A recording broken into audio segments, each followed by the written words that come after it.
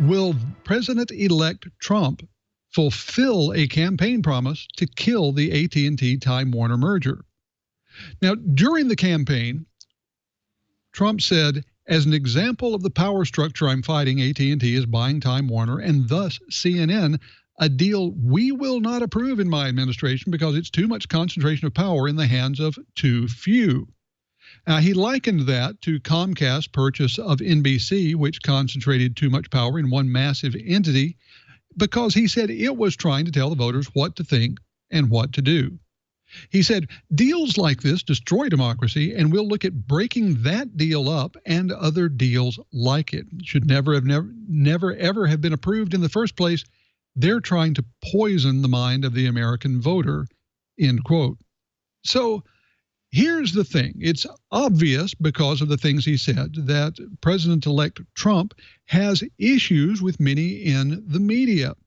But should the presidency be meddling with the FCC, even though the chairperson is someone who is appointed by him and is a member of the cabinet?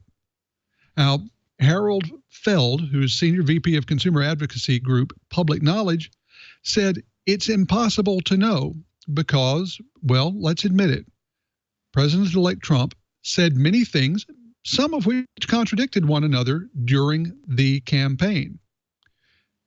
Feld says there are things that he says that he may not have the capacity to do, but it's impossible to know at this point how real his populist rhetoric is going to be in terms of policy.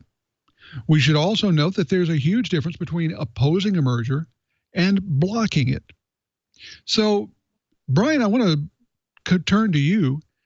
What do you think? Is this the sort of thing, that a presidential candidate should weigh in on? And is it the sort of thing that a president should weigh in on? Or is this the kind of topic that really should be left to the regulatory bodies that are in place?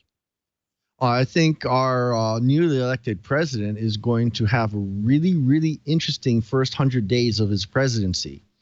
He's going to discover some of the rude awakenings, some of the things that he really ought not to touch, some of the third rail policies that a presidency shouldn't mess with. And we'll see. You know, it really comes down to how much he's going to mess with the FCC and whether or not Tom Wheeler is going to try and dig his heels in and say, no, I'm not going.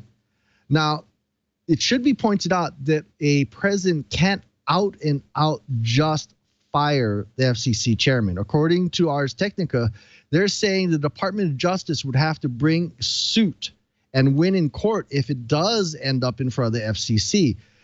You know, so this kind of tells me that there are at least some checks and balances, and that maybe, just maybe, some of the great programs that Tom Wheeler has done in the past might survive.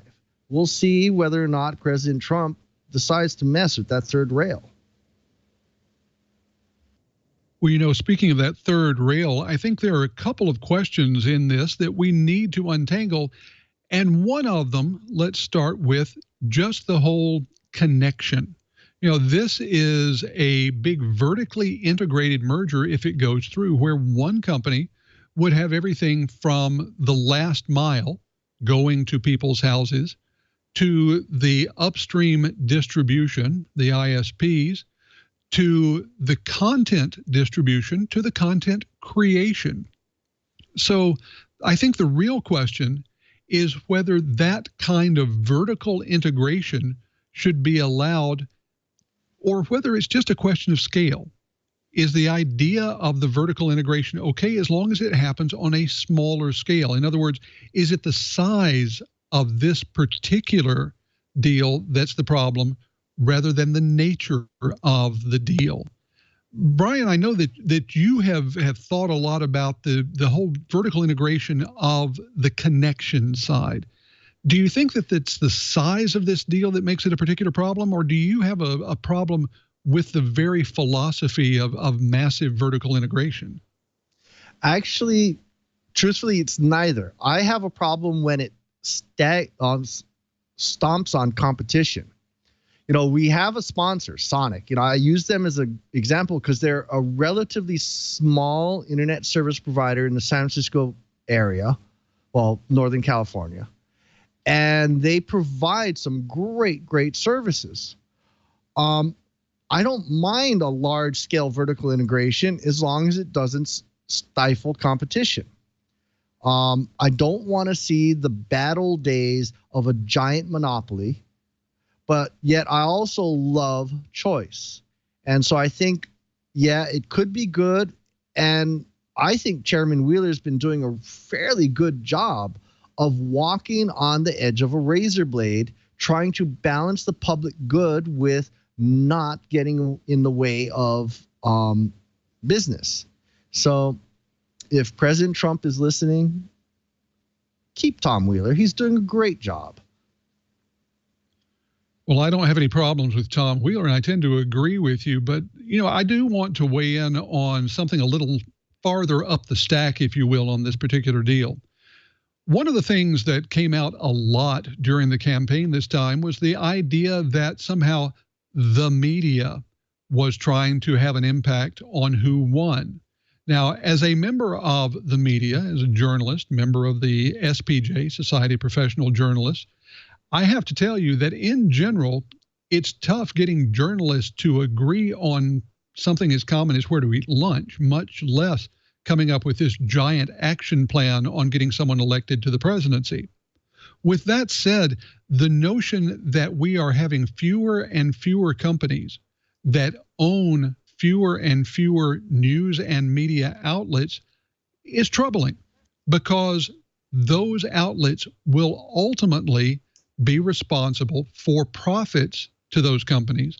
And we've seen over and over that when news groups especially have to look primarily at corporate profits, then it has an impact on the news they cover and the way they cover it. I don't think that's good for us as a nation. I don't think it's good for us as a society. And I think we do have to figure out how we're going to keep an independent news media and still make the business work. It's something that we've been working on, frankly, for longer than the web has been in existence, although the existence of the web has accelerated a lot of the trends.